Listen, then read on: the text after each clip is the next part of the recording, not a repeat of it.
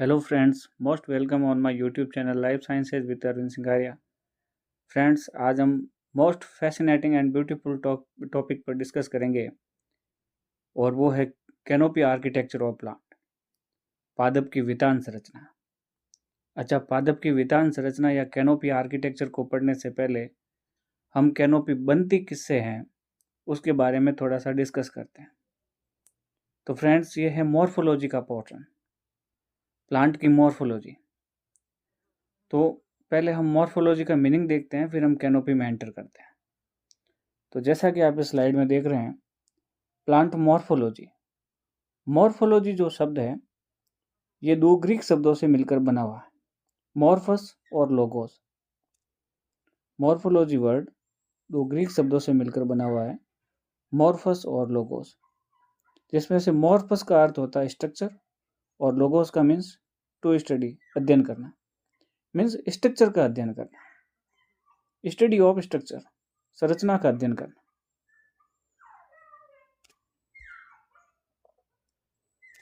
तो plant morphology में क्या चीज आती है? प्लांट मॉर्फोलॉजी में जो पादप की जो बाह्य संरचना है या पादप के जो बाह्य लक्षण है, जड़, तना, पत्ती इत्यादि का अध्ययन जो है प्लांट मॉर्फोलॉजी के अंदर जो इंक्लूड किया जाता है। जैसे आप इस स्लाइड में देखिए,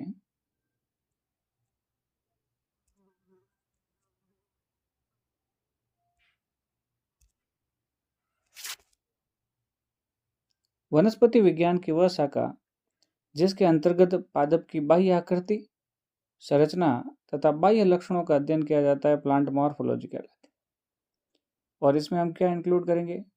जड़, तना, पत्ती इत्यादि की बाह्य संरचना का अध्ययन, जो रूट, स्टेम और लीफ और फ्रूट, फ्लावर इत्यादि की जो है एक्सटर्नल स्ट्रक्चर की जो स्टडी है वो प्लांट मॉर्फोलॉजी के अंदर इंक्लूड की जाती है। जो एंजियोस्पर्मिक प्लांट है, आवर्तबीजी पादप, वो वुडी और ट्री नेचर के होते हैं, लेकिन जो अधिकतर एंजियोस्पर्मिक प्लांट है वो शाखीय और कोमल होते हैं। जैसे गेहूं का प्लांट है, तो गेहूं जो है उसके अंदर से हमें वुड नहीं प्राप्त होती है। गेहूं एंजियोस्पर्मिक मोनोकोट प्लांट है, तो इससे हमें वुड प्राप्त नहीं होती है, लकड़ी प्राप्त नहीं होती है। लकड़ी प्राप्त होती है सेकेंडरी जाइलम से, और सेकेंडरी जाइलम जो है काष्ठीय पादपों में ट्री नेचर के जो पादप होते हैं उनसे हमें लकड़ी मिलती है, जैसे नीम हो गया इत्यादि।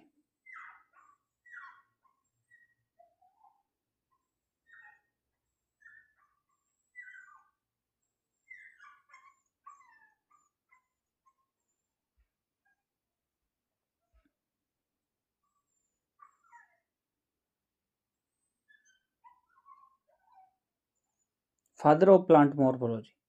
तो फादर ऑफ प्लांट मॉर्फोलॉजी होते हैं Hofmeister. Father of plant anatomy, तो फादर ऑफ प्लांट एनाटॉमी है N Grew. Father of plant physiology, तो father of plant physiology Stephen Hales हैं। फादर ऑफ एनिमल एनाटॉमी तो एंड्रियस वेसेलियस, और father of animal physiology तो ये क्लाडे Bernard है। पृथ्वी पर जो है नॉन प्लांट और एनिमल्स की जो टोटल स्पीशीज है वो 17 से 18 लाख है। पृथ्वी पर ज्ञात पादप और जंतुओं की जो प्रजातियां हैं, लगभग 17 से 18 लाख जो है ज्ञात पादप और जंतुओं की प्रजातियां पृथ्वी पर पाई जाती है।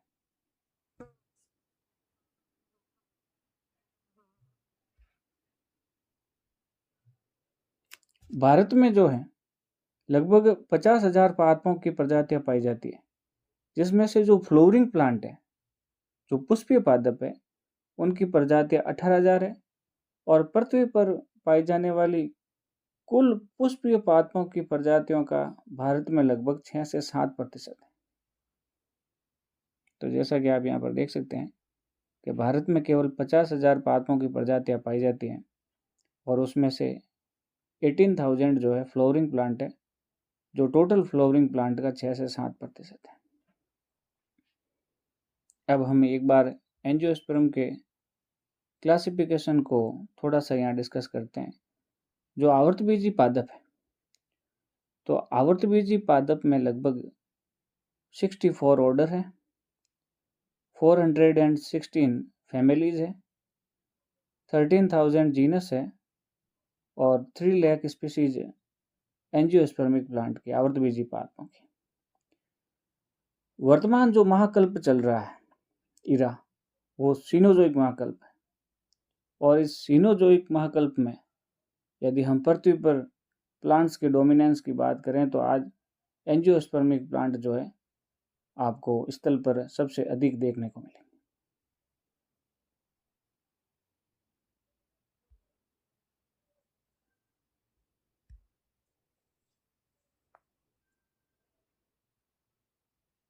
अलग अलग बुक्स में और अलग अलग राइटर के द्वारा थोड़ा सा इन क्लासिफिकेशन में डिफरेंस आता है। फैमिलियों को जो है थोड़ा और यदि डिवाइड कर दिया जाए तो उनकी संख्या बढ़ा दी गई है या घटा दी गई है। तो इस प्रकार से एक क्लासिफिकेशन ये भी है। एंजियोस्पर्म में यहाँ पर बताया गया है कि लगभग 285 जो है फैमिलीज है और 1,95,000 स्पीसीज है, जिसमें से डाइकोट के अंदर जो है द्विबीजपत्री पादप की जो कुल है वो 240 कुल है और 1,55,000 प्रजाति हैं। और इन 285 कुलों में से एक बीजपत्री पादपों के 45 कुल है और एक बीजपत्री पादपों की लगभग 40,000 प्रजातियां हैं।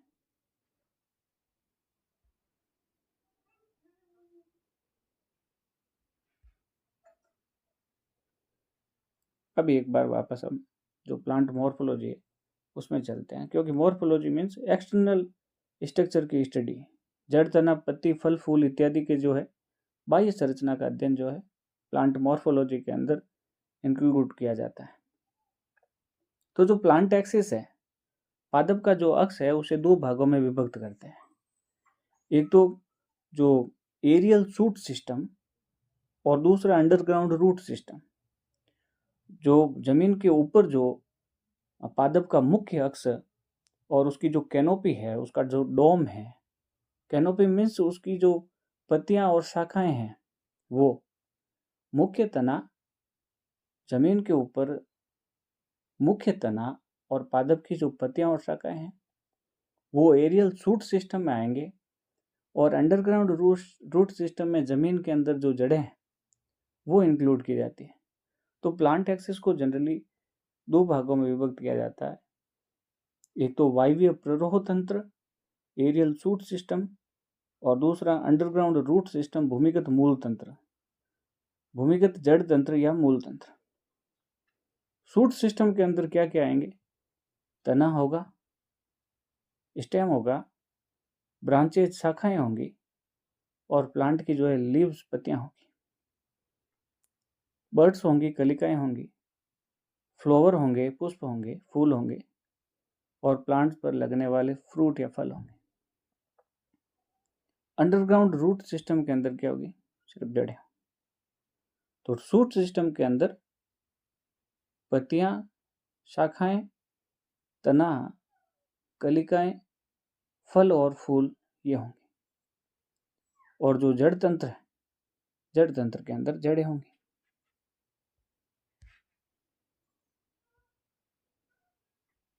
अच्छा, पादप अंग प्लांट ऑर्गन्स, दो प्रकार के ऑर्गन्स में इनको डिवाइड किया गया है। एक तो वेजिटेटिव ऑर्गन्स और दूसरे रिप्रोडक्टिव ऑर्गन्स। वेजिटेटिव ऑर्गन्स वे जो प्लांट का जो उसकी जो डेंसिटी है उसको बढ़ाने में हेल्प करेंगे, पादप की लंबाई चौड़ाई बढ़ाएंगे। तो ये कौन कौन से होते हैं? जड़ तना पत्ती होते हैं। रिप्रोडक्टिव ऑर्गन्स वे जो प्लांट की आगे की प्रोजेनी को डिसाइड करने का काम करेंगे, तो वो फल फूल और बीज है। तो जो कायिक या जो वृद्धि अंग होते हैं, कायिक जो वेजिटेटिव और जो वृद्धि अंग होते हैं वो जड़ तना पत्ती हैं। और जो रिप्रोडक्टिव ऑर्गन होते हैं, रिप्रोडक्टिव ऑर्गन फूल फल और बीज होते हैं। जो फूल होते हैं उसके अंदर पुमंग और जायांग होते हैं। यदि बाइसेक्सुअल है तो, हर्माफ्रोडाइट फ्लावर यदि है तो ये दोनों प्रेजेंट रहेंगे। तो पोलन ग्रेन जो है किसी भी वेक्टर के द्वारा उड़ करके जो जायांग की वर्तिकाग्र है स्टिग्मा पर लैंड करेगा और वहाँ पर जो है अपने गैमेट रिलीज कर देगा और वो स्टाइल के द्वारा ओवरी में जाकर के एक को फ्यूज कर देंगे। एच से फ्यूज होकर के जो भी एक बनना मतलब जो भी जाइगोट बनना होगा, एंडोस्पर्म बनना होगा, वो बनते हैं। तो रिप्रोडक्टिव ऑर्गन क्या हो गए? फल फूल बीज।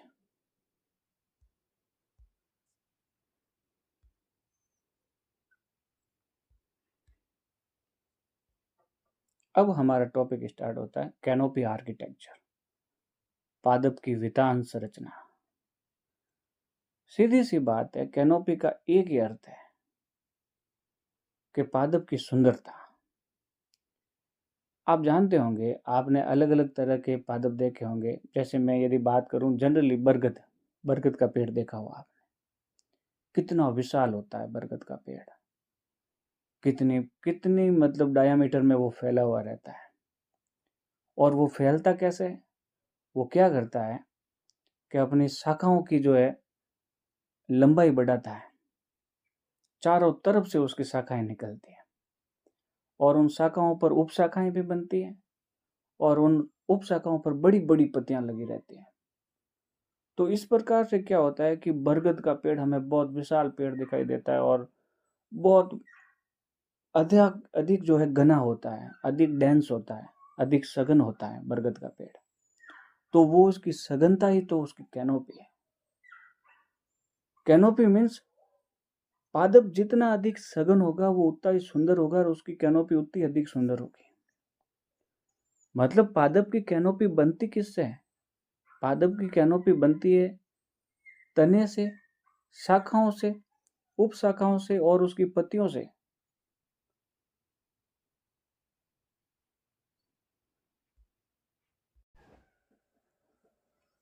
तो फ्रेंड्स, कैनोपी से सीधा सा मतलब है पादप की पत्तियां, तना और शाखाएं ये जितनी अधिक फैली हुई होगी, जितनी अधिक विकसित होंगी, पत्तियां जितनी अधिक बड़ी होंगी, पादप की कैनोपी उतनी सुंदर होगी।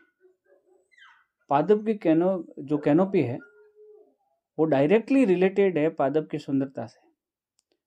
तो पादप सुंदर कैसे दिखेगा? जब उसकी पत्तियां बड़ी बड़ी होगी, उसकी शाखाएं जो है बड़ी बड़ी होगी, शाखाएं चारों ओर फैली हुई होगी। तो ये पादप की कैनोपी है। तो आप इस स्लाइड में देख सकते हैं जो कैनोपी है, कैनोपी को कहते हैं वृक्षों की जो है शिखर संरचना। ट्री की जो है सबसे ऊपर की जो संरचना है उसे पादप की कैनोपी कहते हैं। कैनोपी का अर्थ छत्र या चंदवा। छत्र मीन्स डोम। भाई जैसे आप समझिए ये इस प्रकार का छत्र। अरे भाई यदि आउटलाइन डायग्राम बनाए हम किसी प्लांट का तो इस प्रकार का ही तो बनेगा। ये ऊपर छत्र है, ये इस प्रकार का। तो ये डोम शेप संरचना, छत्र जिसे चंदवा भी कहते हैं या फिर ये घुमदनुमा आकृति, ये घुमदनुमा आकृति, डोम शेप स्ट्रक्चर, ये है वितान। अरे तो ये बनी किससे है? ये शेप किससे बना है? पत्तियों से बना है, शाखाओं से बना है, उप शाखाओं से बना है। तो ये डोम शेप संरचना का निर्माण होता है पत्तियों से, शाखाओं से, उप शाखाओं से। तो यही तो पादप की कैनोपी है। आगे देखते हैं। वितान तने, शाखाओं और पत्तियों से मिलकर बना होता है, जैसा कि अभी हमने बात करी। तो जो कैनोपी होगी वो स्टेम, ब्रांचेज और लीफ से मिलकर बनी हुई होती है। पादप की लंबाई तथा सघनता ही वितान या कैनोपी है। अरे भाई पादप जितना अधिक लंबा होगा, जितना अधिक डेंस होगा, जितना अधिक चौड़ा होगा, जितना अधिक फैला हुआ होगा, तो यही तो कैनोपी है। और क्या? यही तो कैनोपी या वितान है। पादप की लंबाई और सघनता ही जो है प्लांट की कैनोपी या वितान कहलाती है।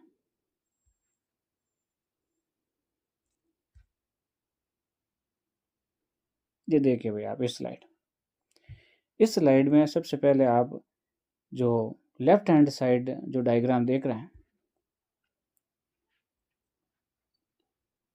ये वाला, सॉरी, ये वाला जो डायग्राम देख रहे हैं, ये यूकेलिप्टस का जो है पेड़ आपको दिखाई दे रहा है, नीलगिरी, नीलगिरी का पेड़ है। ये भी इस साइड भी जो है नीलगिरी का पेड़ है। और ये है भाई आपके साथ में इस टॉपिक को डिस्कस करने वाले मिस्टर अरविंद सिंगारिया। तो फ्रेंड्स, हम टॉपिक पर आते हैं हमारे। ये जो आप लेफ्ट हैंड साइड प्लांट देख रहे हो, ये नीलगिरी यूकेलिप्टस का प्लांट है। अब इस प्लांट में आप देखिए, आपको ये मेन स्टेम दिखाई दे रहा है, मेन एक्सिस है ये प्लांट का, और कितना अधिक लंबाई में वृद्धि कर रहा है। और ये इसकी फिर ब्रांचेज निकल रही है ऐसे, ये ऐसे ब्रांचेज निकल रही है। तो ये ब्रांचेज, और इससे फिर कहीं कहीं सब ब्रांचेज भी निकल रही है, छोटी छोटी छोटी। और ये बाकी सारी इसकी जो है पत्तियां हैं, ये इस प्रकार। तो भाई ये जो आपको आउटलाइन स्ट्रक्चर दिख रहा है, यही तो कैनोपी है प्लांट की, यही तो पादप का वितान है। तो पत्तियां, शाखाओं और तने से मिलकर जो है बनती है कैनोपी। और यूकेलिप्टस प्लांट के बारे में आपको एक और चीज बता दें, इस प्लांट में अंडरग्राउंड वाटर को ऑब्जॉर्व करने की बहुत जबरदस्त क्षमता पाई जाती है। ये प्लांट यदि कुएं के पास में हो तो शायद कुएं का जो अंडरग्राउंड वाटर लेवल है उसको इतना कम कर दे, सुखा दे कुएं को, पानी बचे ही नहीं उसमें। तो जनरली जो है इन यूकेलिप्टस को कुएं के पास में जो है नहीं पनपने दिया जाता है। तो ये यूकेलिप्टस की कैनोपी होगी।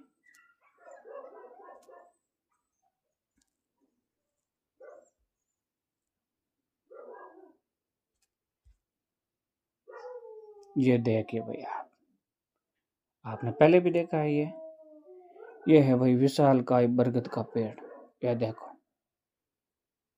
ये देखो इतना बड़ा, इसका तना देखो भाई, इतना बड़ा, इतना इतना फैला हुआ, क्या चौड़ाई है भाई।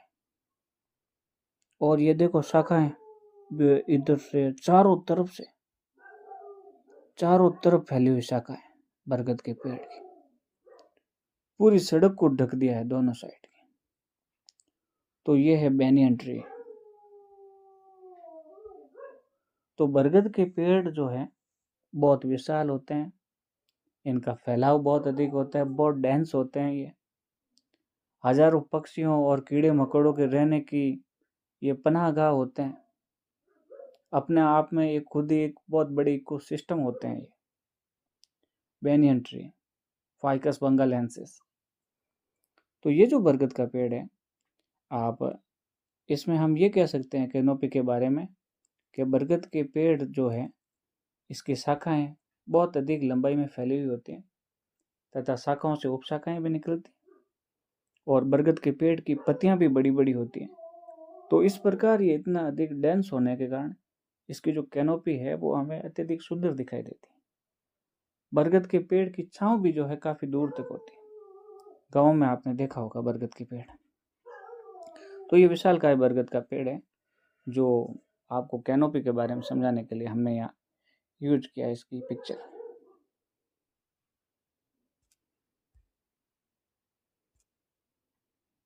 ये भाई वापस नीलगिरी का पेड़ है।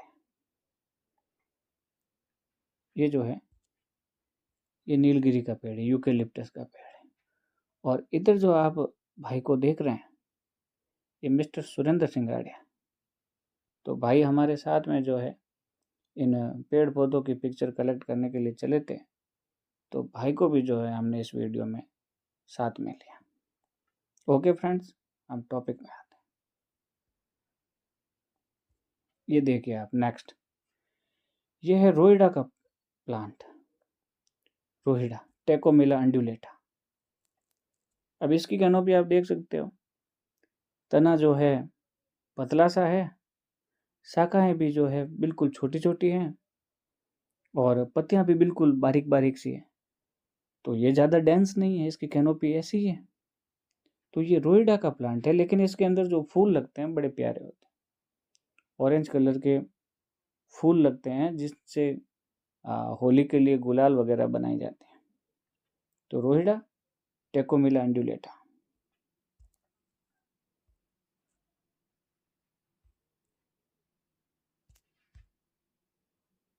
ये देखिए आप, टेम्पल ट्री। ये है टेम्पल ट्री, जिसे चंपा भी कहते हैं, प्लूमेरिया रुब्रा भी कहते हैं। ये अब इसकी कैनोपी के बारे में क्या कहेंगे आप? तो ये ज़्यादा जो है इसकी पत्तियां बड़ी होती है, लेकिन शाखाएं जो है कम ही निकलती है। तो ये इस प्रकार का एक प्लांट है। तो जनरली हम देख रहे हैं कि भाई किस किस तरह के प्लांट होते हैं। थोड़ी अधिक वैरायटी देखेंगे तो हमें टॉपिक थोड़ा क्लियर समझ में आएगा। तो this is the temple tree और चंपा और प्लूमेरिया रुब्रा। नेक्स्ट ये देखिए भैया, ये एक और प्लांट कैरोलिना सनसेट क्लियरा, ट्रांसट्रोमिया जिम्नैंथेरा। तो ये एक और प्लांट है, बहुत ही सुंदर। इसमें जो है ग्रीन कलर के ये आपको लीफ दिखाई देंगी, ज़्यादा फैला हुआ नहीं होता है, एक सर्ब की तरह ही हमें छोटा सा ये प्लांट दिखता है। कैरोलिना सनसेट प्लांट, ट्रांसट्रोमिया और जिम्नैंथेरा इसका जो है बॉटनिकल नेम है। नेक्स्ट ये देखिए, नाम ही जो है बहुत फैसिनेटिंग है, स्वर्ग या खुशी का पेड़, एलियंथस एल्टिस्मा। तो ये जो एलियंथस एल्टिस्मा है, इस प्लांट में क्या है भाई, जमीन के सरफेस से जो सरफेस से ही जो है ब्रांचेज निकलती है ऊपर की ओर, और ऊपर की ओर जाकर के पत्तियों का जो है आपको गुच्छा दिखाई देता है। नीम के जैसी पत्तियां जो है इस प्लांट के अंदर पाई जाती हैं। तो हम सिर्फ ये प्लांट जो है आपको बताने के लिए कि भाई किस किस प्रकार की जो है कैनोपिया हो सकती है। तो कैनोपी का मतलब आप समझ गए होंगे जहां तक है कि भाई जो पादप के जो ऊपर की संरचना है, जो छत्र है, जो डोम है, जो गुंबद है, जो किससे बना है, पत्तियों से, शाखाओं से, रूप शाखाओं से, तो वो कैसा है, वही उसकी कैनोपी है। ठीक है, नेक्स्ट वापस। तो मैंने आपको बताया था कि पादप जितना अधिक फैला हुआ होगा, पादप जितना अधिक डेंस होगा, जितना अधिक सघन होगा, जितना अधिक फैला हुआ होगा, उसकी कैनोपी उतनी अधिक सुंदर होगी। भाई बरगद की जो है, बरगद का पेड़ डेंस होता है, शाखाएं और पत्तियां और बहुत दूर तक फैली हुई रहती हैं। तो उसकी जब सघनता अधिक है तो उसकी कैनोपी जो है उतनी अधिक सुंदर है। कैनोपी को प्रभावित करने वाले कारक, अरे भाई जो कैनोपी बनती किससे है, वही चीजें तो उसको प्रभावित करेगी।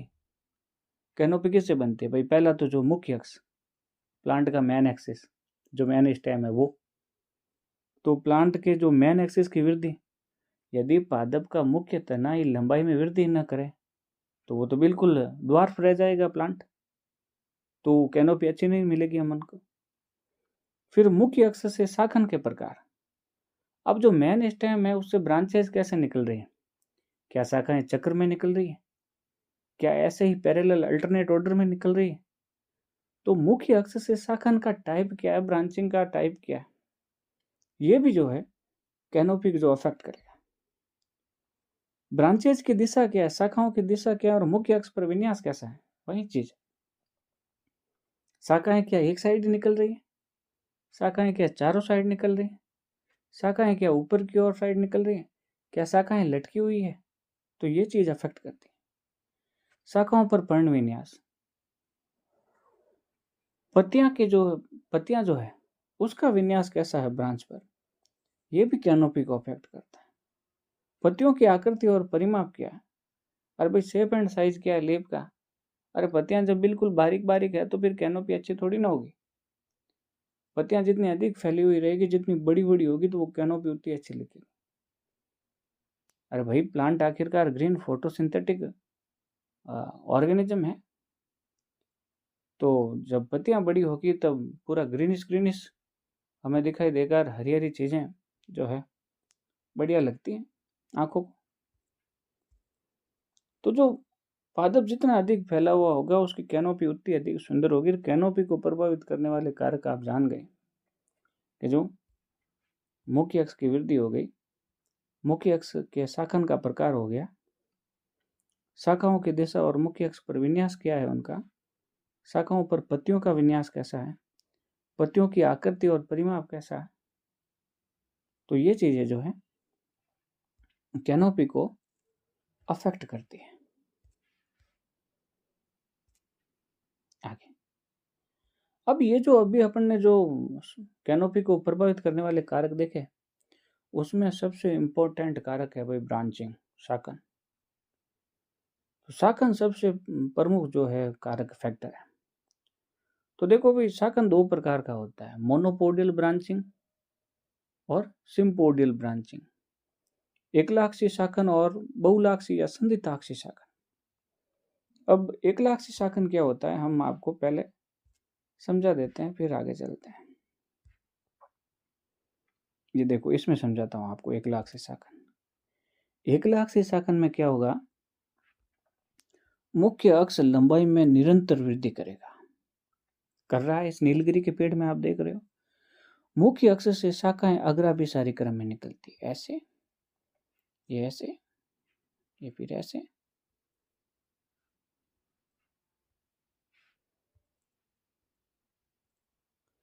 अग्राभिसारी क्रम में निकलने का मतलब जानते हैं आप, एक्रोपिटल सक्सेशन। जो नीचे की जो शाखाएं होगी, ये जैसे सबसे नीचे ये है, ये तो नीचे की शाखाएं अधिक लंबी होगी और जैसे जैसे हम ऊपर की ओर बढ़ते हुए जाएंगे शाखाओं की लंबाई कम होती जाएगी। तो अब वापस समझा देता हूं आपको। एकलाक्षी शाखन या मोनोपोडियल ब्रांचिंग से मतलब है मुख्य अक्ष लंबाई में लगातार वृद्धि करता है। ये देखिए आप जो नीलगिरी का पादप है उसमें ये मुख्य अक्ष, मेन स्टेम जो तना है वो लंबाई में लगातार वृद्धि करेगा। मेन स्टेम खत्म नहीं होगा बीच में, ये टॉप तक वृद्धि करेगा। तो मुख्य अक्ष लंबाई में लगातार वृद्धि करता है। मुख्य अक्ष से शाखाएं अग्राभिसारी क्रम में निकलती है। देखो ये एक शाखा निकली, ये एक शाखा निकली, फिर जो है शाखाएं जो है धीरे धीरे छोटी होती जाएंगी इस प्रकार से। जैसे जैसे ऊपर की ओर जाएंगे शाखाएं छोटी होती जाएंगी। सबसे अधिक लंबी शाखा कहाँ होगी, वो सबसे नीचे होगी। सबसे अधिक छोटी शाखा कहाँ होगी, तो वो सबसे ऊपर होगी। तो नीचे से ऊपर की ओर जैसे जैसे हम बढ़ेंगे तो शाखाएं छोटी होती जाती हैं। यही एक्रोपिटल सक्सेशन या अग्राभिसारी क्रम। एक मिनट हम वापस चलते हैं। ये देखिए आप यहाँ पर, तो एकलाक्षी शाखन का क्या मतलब है, मुख्य अक्ष निरंतर वृद्धि करता है, मतलब मुख्य तना लंबाई में निरंतर वृद्धि करेगा।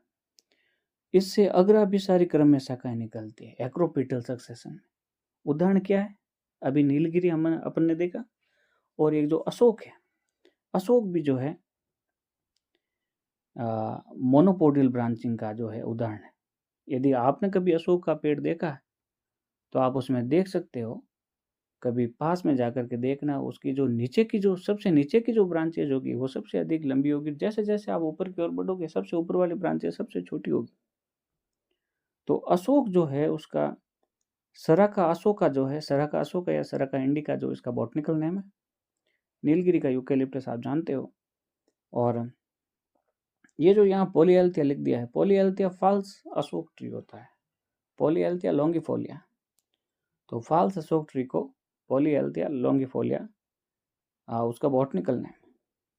तो ये तो हो गया एकलाक्षी शाखन या मोनोपोडियल ब्रांचिंग। मीन्स मुख्य अक्ष लंबाई में निरंतर वृद्धि करेगा और जो शाखाएं जो है अग्राभिसारी क्रम में निकलेगी इससे मुख्य अक्ष से। ठीक है, फिर आता है अपना बहुलाक्षी शाखन, सिम्पोडियल ब्रांचिंग। तो सिम्पोडियल ब्रांचिंग का मतलब आपको बता दे सीधा सा, मुख्य अक्ष नीलगिरी की तरह निरंतर लंबाई में वृद्धि नहीं करेगा, ये कुछ समय तक वृद्धि करने के पश्चात जो है खत्म हो जाएगा। और मुख्य अक्ष से फिर जो है शाखाएं निकलेगी और उन शाखाओं से भी जो पार्श्व शाखाएं निकलेगी, ब्रांचेज निकलती है और उन ब्रांचेज से भी जो है सब ब्रांचेज निकलेगी आगे। जैसे अभी बताता हूँ आपको एग्जाम्पल, यहाँ लिखा हुआ नहीं है लेकिन एग्जाम्पल आप समझ लेना लगभग नियम। एक बार वापस इस सेंटेंस को पढ़ लीजिए। मुख्य अक्ष की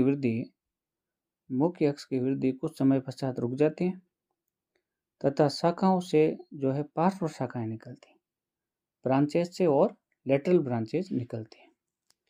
अभी हम डायग्राम से क्लियर करते हैं इसको। ये देखो आप नीम का पेड़। अब इस नीम के पेड़ में एज ए डायरेक्टा इंडिका में आप देख रहे हो भाई मुख्य तना तो इतना ही वृद्धि करा रही, और ये मुख्य तना इतनी वृद्धि करने के पश्चात में ये देखो ब्रांचेज निकल गई, ये ब्रांचेज निकली। अब ये ब्रांचेज निकली तो इससे भी ये सब ब्रांचेज निकल गई और आगे ये देखो ये आगे और डिवाइड हो गई, ये और डिवाइड हो गई।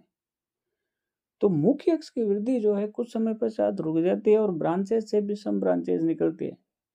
ये है भाई सिम्पोडियल ब्रांचिंग, बहुलाक्षी शाखा। तो उम्मीद है कि आप लोग समझ पा रहे होंगे। तो और इसमें देखिए आप नीलगिरी में आपको दिखाई दे रहा है, ये रहा भाई मुख्य अक्ष निरंतर वृद्धि कर रहा है, ये मुख्य अक्ष निरंतर वृद्धि कर रहा है और ये फिर शाखाएं अग्राभिसारी क्रम में निकल रही है। नीचे की शाखा सबसे लंबी होगी और सबसे ऊपर की शाखा सबसे छोटी होगी।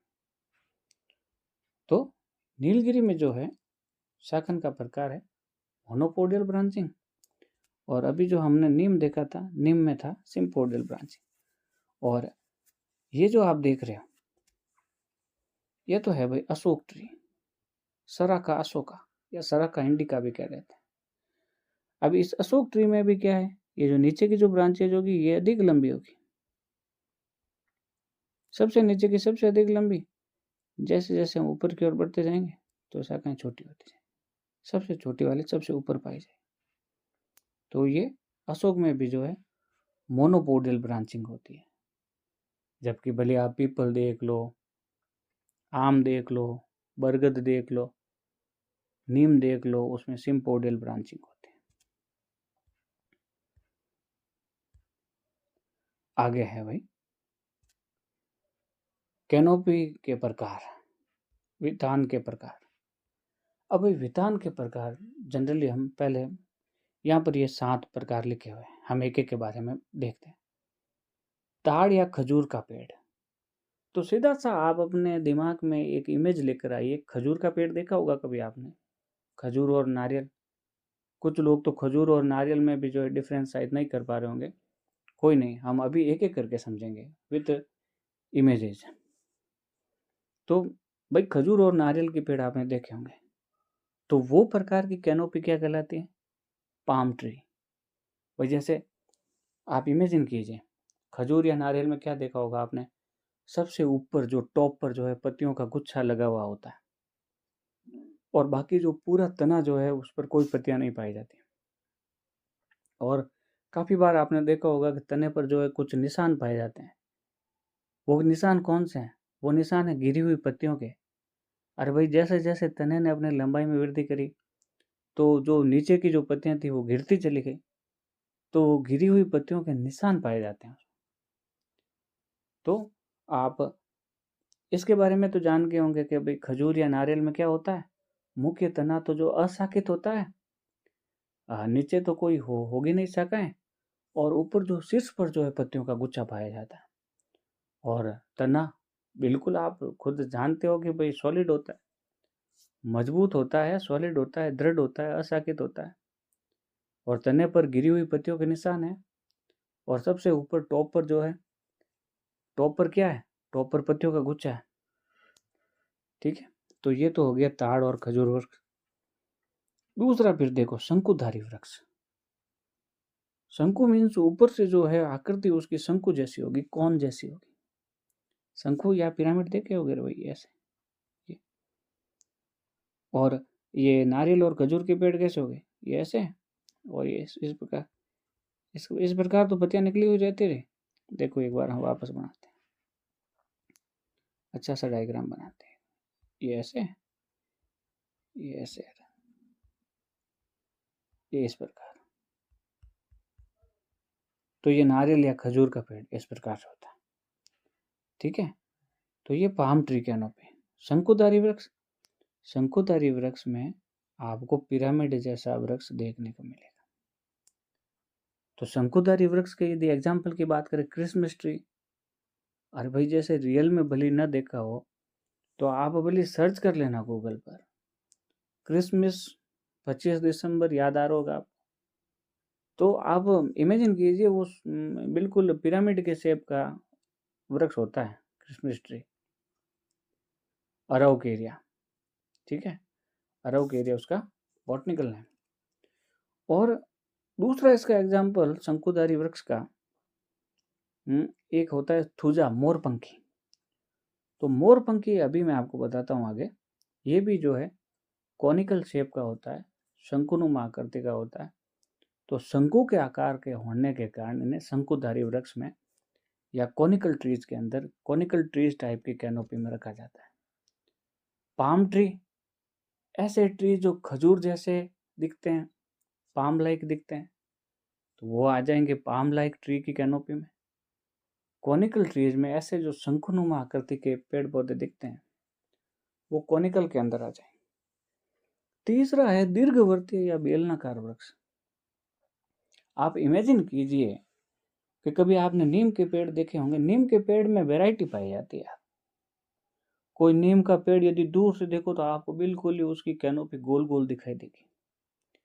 कोई नीम का पेड़ देखोगे तो आपको यूं बेलन जैसी शेप दिखाई देगी। बेलन जैसी मतलब क्या होगा कि तना लंबाई में तो बहुत अधिक वृद्धि करेगा, लेकिन उसकी जो शाखाएं निकलेगी वो जो है, जैसे ये तने ने लंबाई में बहुत अधिक वृद्धि करी, लेकिन जो शाखाएं निकलेगी वो जो है ज़्यादा लंबी नहीं होगी। तो ज़्यादा लंबी नहीं होगी तो दूर से देखने पर आपको ऐसा दिखाई देगा वृक्ष नीम का। तो ये तो हो गया दीर्घवर्तीय बेलनाकार वृक्ष। और हो सकता है कि नीम का पेड़ आपको ऐसा भी दिख जाए, ये एक सेकंड, ये इस प्रकार, ये इस प्रकार का भी दिख जाए। बिल्कुल दिखता है यारो, देखा होगा आपने। तो इस प्रकार का भी दिख जाए तो ये तो झाड़ीनुमा गोलाकार वृक्ष हो गया। और अभी मैं आपको झाड़ीनुमा ये छत्राकार वृक्ष भी बताऊंगा नीम का। तो हम सिर्फ अभी समझ रहे हैं कि भाई कैनोपी किस किस प्रकार की हो सकती है। तो दीर्घवर्तीय जो बेलनाकार वृक्ष है, इसके यदि अपन एग्जाम्पल की बात करें तो कटहल और नीम चमेली। झाड़ीनुमा गोलाकार वृक्ष, तो झाड़ीनुमा गोलाकार वृक्ष में आप कौन कौन से लेंगे? झाड़ीनुमा गोलाकार वृक्ष में जो है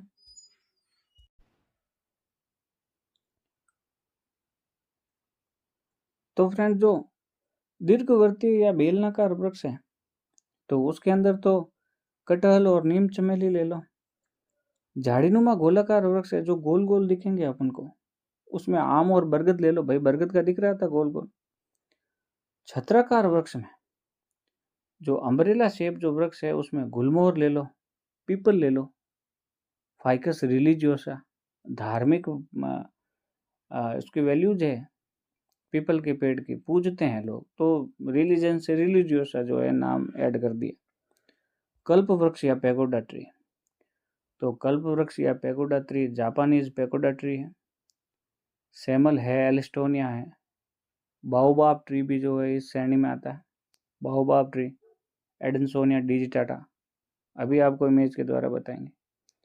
फिर ड्रॉपिंग या विपिंग ट्री, ड्रॉपिंग या विपिंग ट्री या नीलंबी या रुदन या कलांतित वलंतित जो भी पेड़ है, क्या होता है कि इसमें पत्तियां जो है नीचे की ओर झुकी हुई रहती हैं, तो इसलिए इसे ड्रॉपिंग ट्री कहते हैं। ऐसा लगता है कि जैसे पेड़ रो रहा हो, उसके आंसू गिर रहे हो, जो हकीकत में नहीं, रोते सिर्फ इंसान है।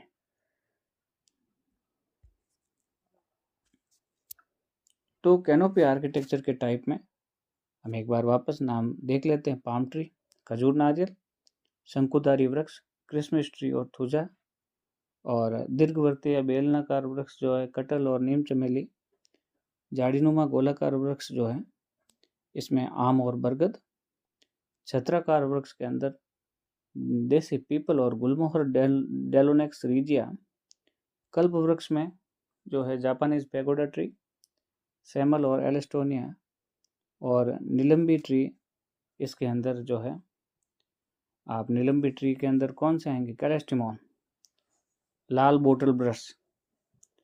भाई जैसे बोतल साफ करने का ब्रश होता है उसी प्रकार का जो है कैलेस्टिमॉन में जो है ऐसी संरचनाएं बनती है फ्लोवर टाइप, ऐसे लगता हो कि भाई ये बोतल साफ करने का ब्रश हो जैसे।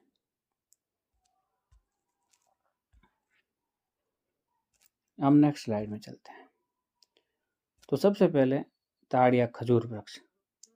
तो ताड़ या खजूर वृक्ष जैसा कि हमने पहले डिस्कस कर लिया है, हम पहले डायग्राम में चलते हैं फिर बाद में बात करते हैं। ये देखिए भाई, आ गया है आपके सामने नारियल का पेड़। तो ये देखो भाई तना, ये मुख्य तना, ये रहा मुख्य तना। मुख्य तने पर कोई पत्तियां हैं नहीं है, बिल्कुल सॉलिड दिख रहा है आपको, दिख रहा है सर। अशाखित है, यहाँ पर कोई शाखा दिख रही है क्या बीच में, नहीं है। ये जो टॉप पर देखो आप, पत्तियों का गुच्छा है, क्राउन जिसे कहते हैं, क्राउन या कोडेक्स टाइप का जो इसमें होता है तना, पुच्छी प्रकार का। ये भी नारियल का पेड़ है, सबसे टॉप पर ही पत्तियों का गुच्छा है। ठीक है, नारियल को क्या कहते हैं बॉटनिकल नेम, कोकोस न्यूसीफेरा। तो ये नारियल का पेड़ है, और नारियल के पेड़ में आपने देखा कि मुख्य तना दृढ़, अशाखित और ठोस होता है। तने के शीर्ष पर पत्तियों का गुच्छा पाया जाता है जिसे क्राउन कहते हैं। ठीक है, ये तो हो गया नारियल का पेड़। अब हम देखते हैं एक बार खजूर का पेड़।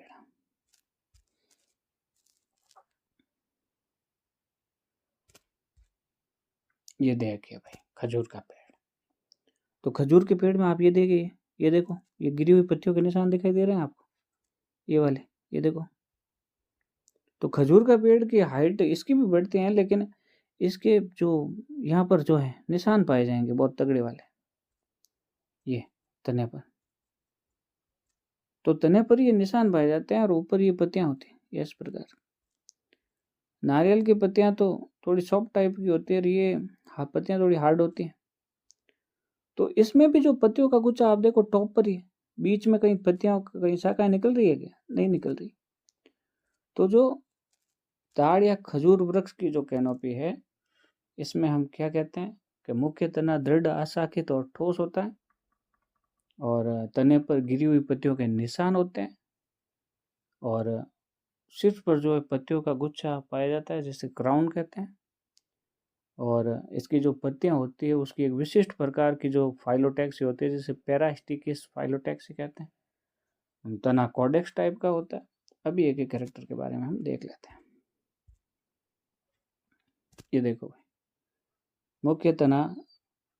मुख्य तना दृढ़, ठोस, अभी अपने देखा था, अशाखित, बिल्कुल शाखाएं नहीं थी, बेलनाकार होता है भाई।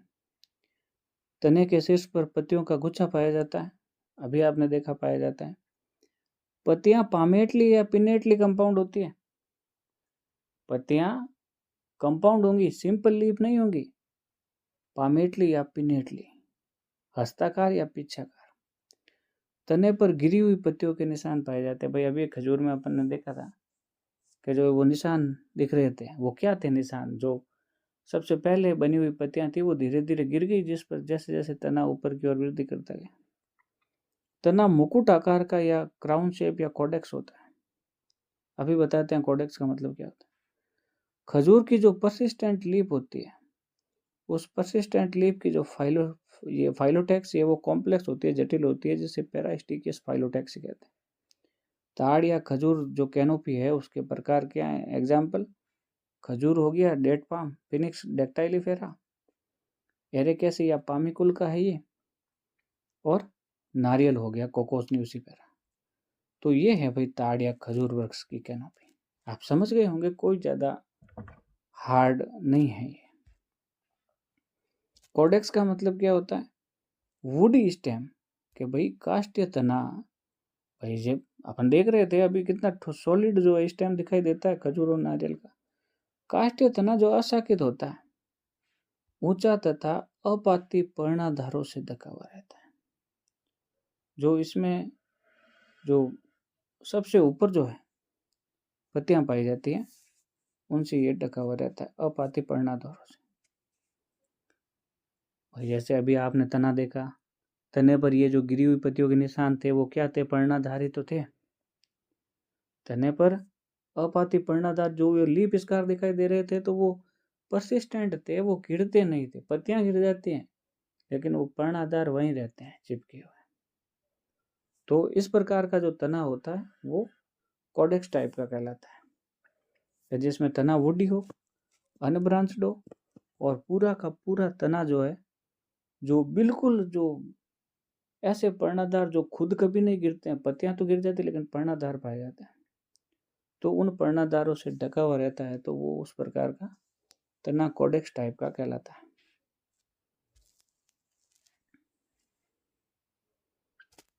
नेक्स्ट, ये भी नारियल में अपन ने देखा था, नारियल का पेड़, पाम ट्री, खजूर भी हमने डिस्कस किया। हम जल्दी टॉपिक को कंप्लीट करने की कोशिश करते हैं। फिर आगे कॉनिकल ट्री, शंकु नुमा वृक्ष, जैसा कि हम पहले एग्जाम्पल में देखते हैं। ये देखो भाई, ये है थूजा मोरफंकी अ कॉनिफेरस सर्ब। ये है भाई जिम्नोस्पर्म का प्लांट है भाई, सीधी सी बात है।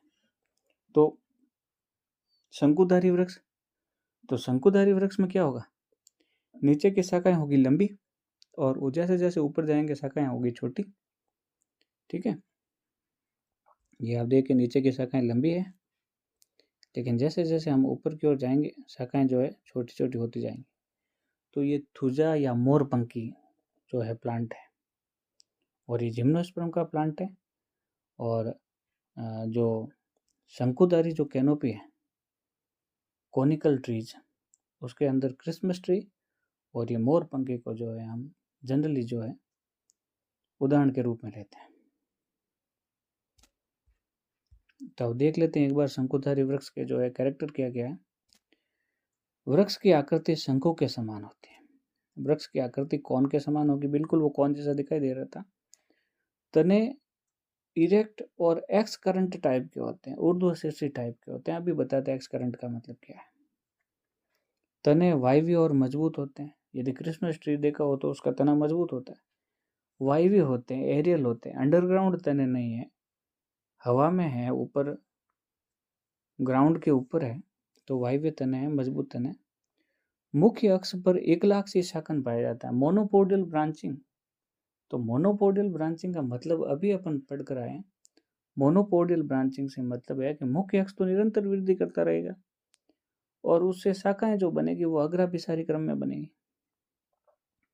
शाखाएं चक्र में विन्यासित होती हैं। इमेजिन करो क्रिसमस ट्री, जो भी ब्रांचेज बनती है वो रोल्स में बनती है, चक्रों में बनती है। शाखाएं अग्राभिसारी क्रम में व्यवस्थित होती हैं। तो यार अग्राभिसारी क्रम का मतलब अभी अपन ने बताया कि जो नीचे की शाखाएं होगी वो लंबाई में अधिक होगी और जैसे जैसे हम ऊपर की ओर बढ़ेंगे शाखाएं छोटी होती जाएंगी। एग्जाम्पल क्रिसमस ट्री, अराउकेरिया कोल्यूमिनरिस और थूजा मोरपंखी, प्लेटिक्लेंडस ओरिएंटलिस। तो ये मोरपंखी का जो है बॉटनिकल नेम है। आगे देखिए, अभी जो एक्स करंट या जो ऊर्ध्वशीर्षी या बहिर्वर्ती जो नाम आया उसका मतलब क्या है? जब मुख्य अक्ष की जो वृद्धि जारी रहती है तथा नियमित पार्श्व शाखाएं विकसित होती है जो वृक्ष को पिरामिड की आकृति प्रदान करती है, जैसे पोलियंथिया लॉन्गिफोलिया। जो फाल्स अशोक ट्री है उसमें भी इस प्रकार की जो कैनोपी आपको देखने को मिलेगी।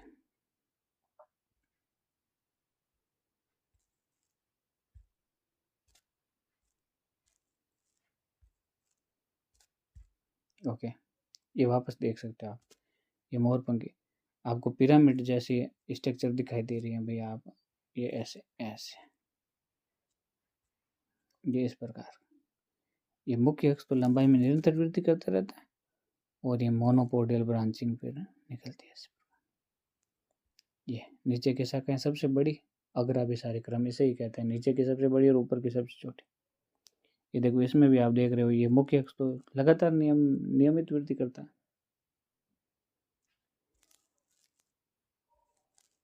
तो ये कॉनिकल ट्रीज की कैनोपी का एग्जाम्पल हो गया। नेक्स्ट, दीर्घवर्ती या बेलनाकार वृक्ष। अब इसमें देखिए आप जल्दी जल्दी, पादप की लंबाई अधिक व चौड़ाई कम होती है। आप खुद समझो, बेलन को इमेजिन करो यार, बेलन जो है लंबा कितना होता है लेकिन चौड़ा तो कम होता है। तो जब बेलनाकार वृक्ष, तो इमेजिन करो कोई ऐसा नीम का पेड़ देखा हो जिसे आपने वो बेलन के शेप का हो दूर से देखने पर, तो उसकी लंबाई अधिक होगी और चौड़ाई कम होती है।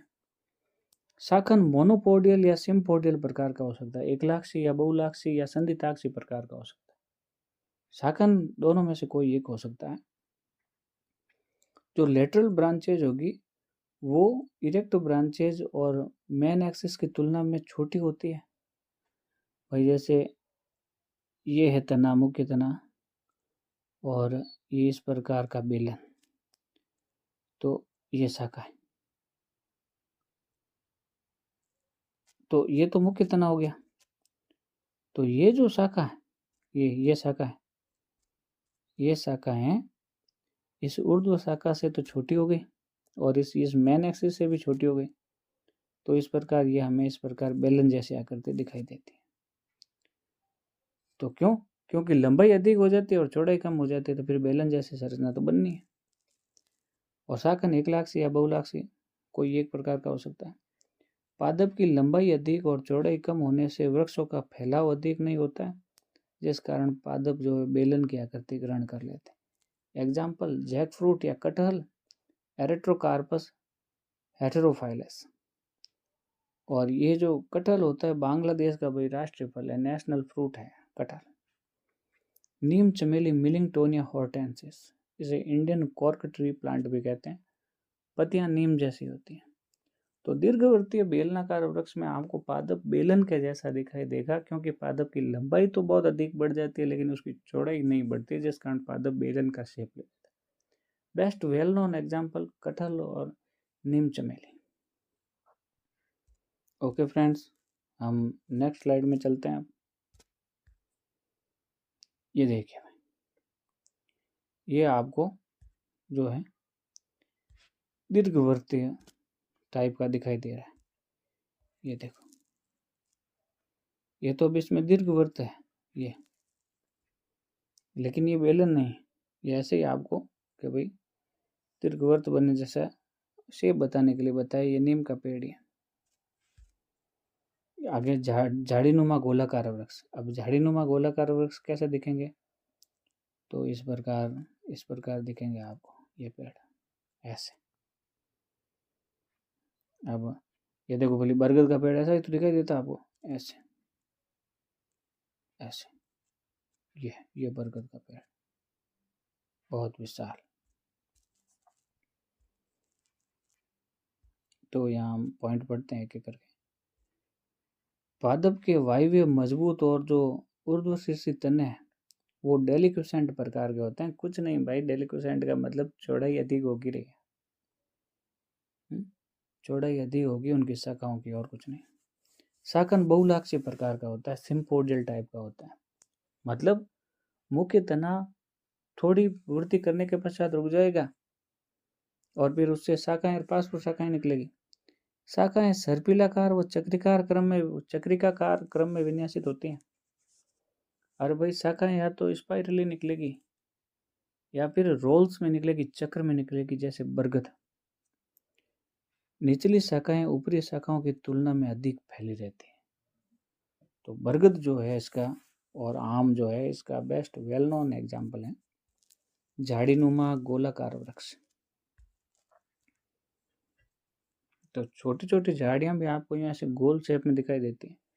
उसी प्रकार से जो है ये आम और बरगद जो है गोलाकार कैनोपी के अंदर काउंट किए जाते हैं। Round and bushy tree.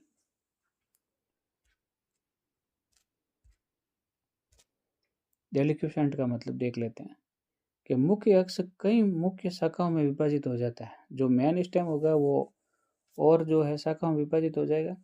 शाखाएं सभी दिशाओं में फैली होने के कारण वृक्ष का आकार डोम शेप हो जाता है। इस प्रकार का ये गुंबदनुमा आकृति, इस प्रकार की आकृति बन जाती है।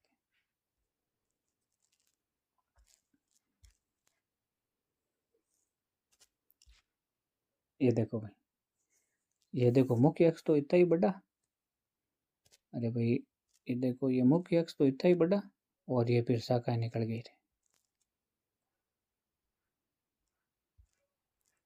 तो ये बरगद के पेड़। तो बरगद का पेड़ किस प्रकार की कैनोपी का एग्जाम्पल है? झाड़ीनुमा गोलाकार।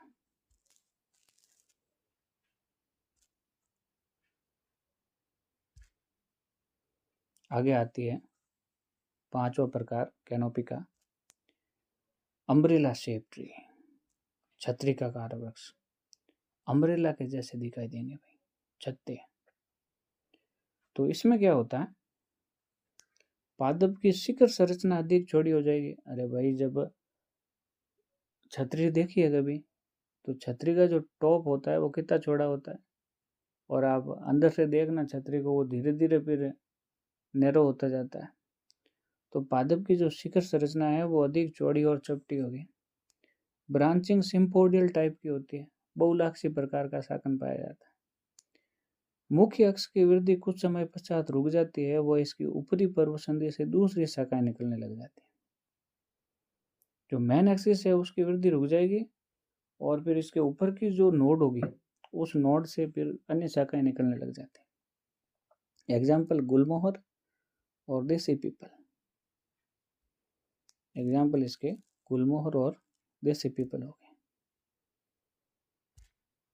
ये देखो भाई, ये देख लो पीपल को। अब इस पीपल में क्या है, ये देखो ऊपर से कितना चौड़ा है, ये ऊपर से कितना चौड़ा है, छतरी का आकार। ये छतरी ऐसी होती है? अरे भाई ऐसी तो होती है रे छतरी। ये ऊपर से चौड़ी और चपटी, और नीचे से ये संकरी, और बहुलाक्षी प्रकार का शाखन तो है ही इसमें, सिम्पोडियल टाइप की ब्रांचिंग। तो दिस इज जो है फाइकस रिलीजियोसा पीपल ट्री। ये देखो भाई, ये तो है तो नीम का पेड़, लेकिन देखो ये भी आपको छत्ते जैसा दिखाई दे रहा है। ये देखो, ये ये मुख्य अक्ष की वृद्धि कुछ समय पश्चात उग जाएगी। ये सिम्पोडियल ब्रांचिंग है, ये देखो। और ये फिर ऊपरी पर्व संधि से फिर, और देखो कितनी शाखाएं निकल रखी है। तो कोई जरूरी नहीं है कि एक पेड़ उसी शेप का दिखेगा, वो अपने इन्वायरमेंट के हिसाब से और आसपास के कंपटीशन के हिसाब से वृद्धि करेगा भाई। तो अभी जो अपन ने डिस्कस की वो छत्रिकाकार जो है अम्ब्रेला शेप कैनोपी डिस्कस किया हमने। आगे आते हैं पेगोडा ट्री, कल्पवृक्ष टाइप की कैनोपी।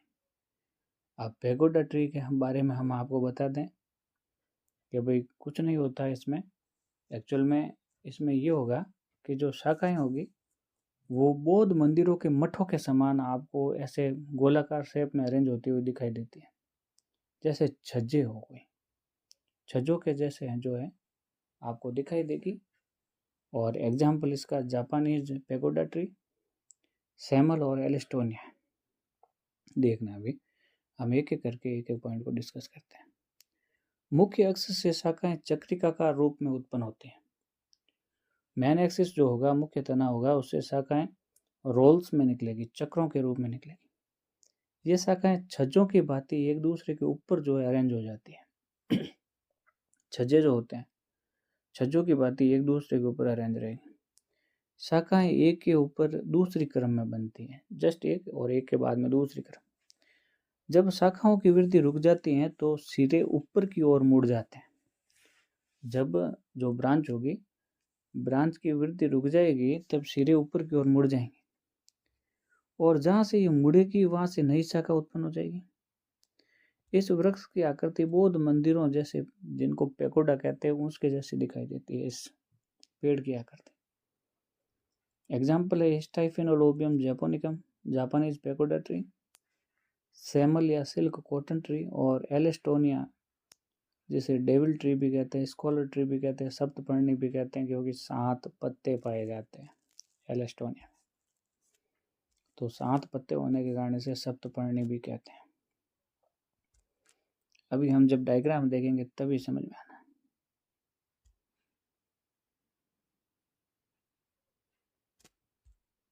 ये देखो भाई, ये देखो, ये है मुख्य तना। ये मेरे गांव के अंदर जो है एक बाओबाब ट्री है और बहुत विशाल बाओबाब ट्री है। बाओबाब ट्री की यदि आपको विशेषताएं देखनी है तो आप मेरे शॉर्ट्स वीडियो के अंदर जा कर के देख सकते हो। बाओबाब ट्री अमेजिंग ट्री है। ये अफ्रीका के मेडागास्कर का नेटिव ट्री है ये, और मेडागास्कर का जो है नेशनल ट्री भी है। इसके अंदर जो है वाटर स्टोर करने की कैपेसिटी बहुत तगड़ी होती है, लगभग 1.5 लाख लीटर तक ये पानी जो है अपने अंदर स्टोर कर सकता है। अभी हम कैनोपी देखते हैं। तो ये देखो भाई, ये मुख्य अक्ष से शाखाएं देखो चक्रों में निकल रही, इस साइड से निकली, इस साइड से, इसके पीछे से भी निकली, इस प्रकार से चक्रों में निकलती हैं। अब देखना, शाखाएं जहां से खत्म होगी वहां से मुड़ करके नई शाखाएं बन जाती हैं। ये देखो, ये शाखा यहाँ खत्म हो गई, लेकिन ये फिर मुड़ करके फिर नई शाखा आगे बन जाती है। ये देखो, ये ऐसे ऐसे मुड़ाव, जगह जगह आपको मुड़ाव मिलेंगे। ये देखो, ये कैसे मुड़ाव है, ठीक है, ये इस प्रकार से मुड़ाव। ये यहाँ खत्म हो गई तो यहाँ से ये और बन गई। तो ये इतना ही विशाल काय पेड़ है, इसे कल्प वृक्ष या पारिजात पेड़ भी कहते हैं। ये बाओबाब ट्री है, एडनसोनिया डिजिटाटा। एडनसोनिया डिजिटाटा इसका बॉटनिकल नेम है, और ये जो है पेगोडा ट्री के अंदर आता है। इसे ट्री ऑफ लाइफ भी कहते हैं। बहुत सारे मेडिसिनल यूजेज भी है इस प्लांट के। तो ये पेगोडा टाइप की कैनोपी के अंदर इसको इंक्लूड किया जाता है। नेक्स्ट, ये है एलेस्टोनिया या डेविल ट्री या सप्तपर्णी, एलेस्टोनिया स्कॉलरिस, तो ये एलेस्टोनिया है, डेविल ट्री कहलाता है। अब ये देखो, ये आपको दिखाई दे रहे होंगे यहाँ पर, ये 7 पत्ते हैं सप्तपर्णी। ऐसे फलियां लटकी हुई रहती हैं ऐसे, जो लगता है कि भाई चुड़ैल की अंगुलियां हो। पता नहीं डेविल ट्री क्यों कहते हैं, डेविल जैसा लगता तो नहीं है, बड़ा सिंपल सा और सुंदर पेड़ है। तो ये एलेस्टोनिया है। एलेस्टोनिया के भी जो है पेगोडा ट्री के अंदर काउंट किया जाता है, पेगोडा ट्री टाइप की कैनोपी के अंदर काउंट किया जाता है। Alstonia, scholar tree, milkwood tree, devil tree, blackboard tree, saptaparni, Alstonia स्कॉलरिस।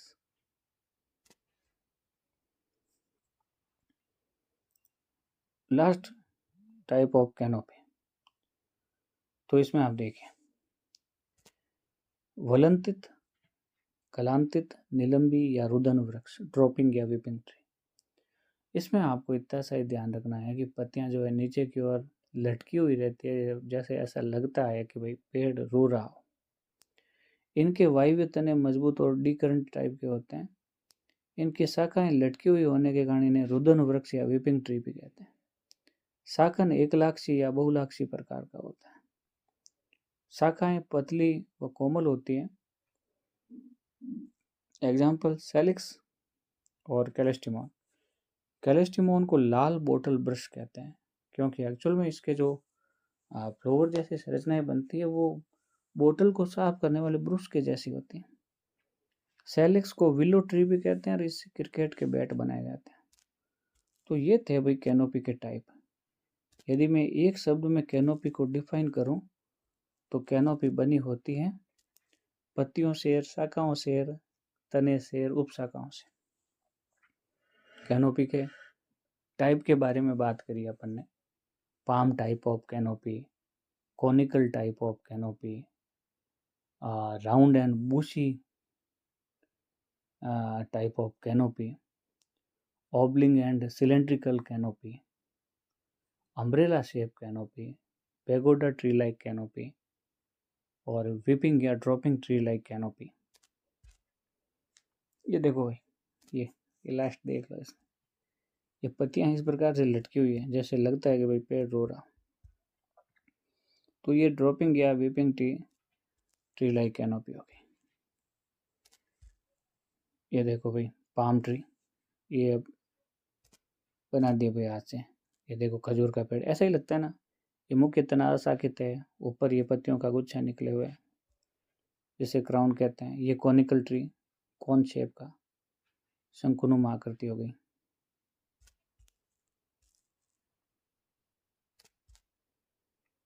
ये देखो सिलेंड्रिकल ट्री, तो इसमें आप अंदाज़ा लगा सकते हो कि ये बेलन जैसे शेप का दिखाई दे रहा है। ये round and bushy tree,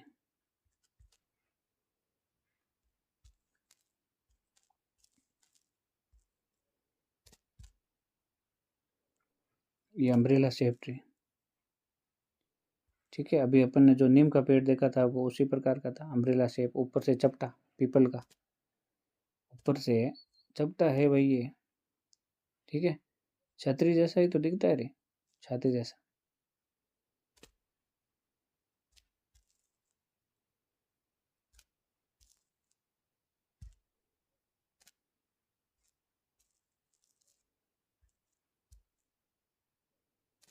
next, ये वापस ड्रॉपिंग और विपिंग ट्री का जो है डायग्राम है।